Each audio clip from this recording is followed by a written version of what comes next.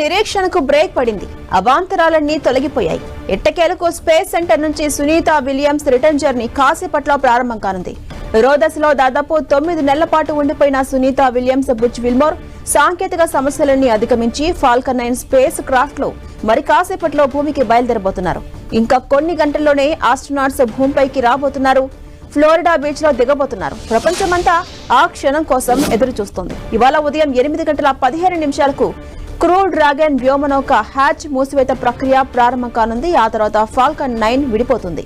ఆ అన్డాకింగ్ తర్వాత అంటే రేపు తెల్లవారుజామున 3:37 సునీత విలియమ్స్ భూమిపైకి వచ్చేస్తుంది. ఫ్లోరిడా తీరానికి చేరువలో ఉన్న సముద్ర జలాల్లో SpaceX crew 9 Dragon capsules దిగబోతుంది. అందులో నుంచి ఒక్కొక్కరుగా వ్యోమగాములను బయటకు తీసుకొస్తారు నాసా సిబ్బంది.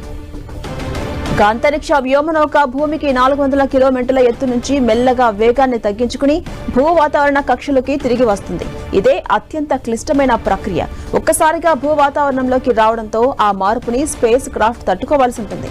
దానికి అనుగుణంగానే స్పేస్ క్రాఫ్ట్ తయారు చేశారు. స్పేస్ క్రాఫ్ట్ మాడ్యూల్స్ కూలి కాలిపోకుండా నాసా ఇప్పటికే జాగ్రత్తలు తీసుకుంది.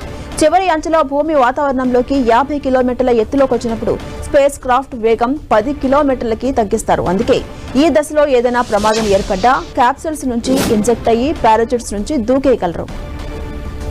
సునీత విలియమ్స్ బుచ్ విల్మోర్ దాదాపు 9 నెలలుగా ఐఎస్ఎస్ లోనే ఉంటున్నారు. టెస్ట్ మిషన్ కోసం బోయింగ్ కు చెందిన స్టార్ లైనర్ అంతరిక్ష నౌక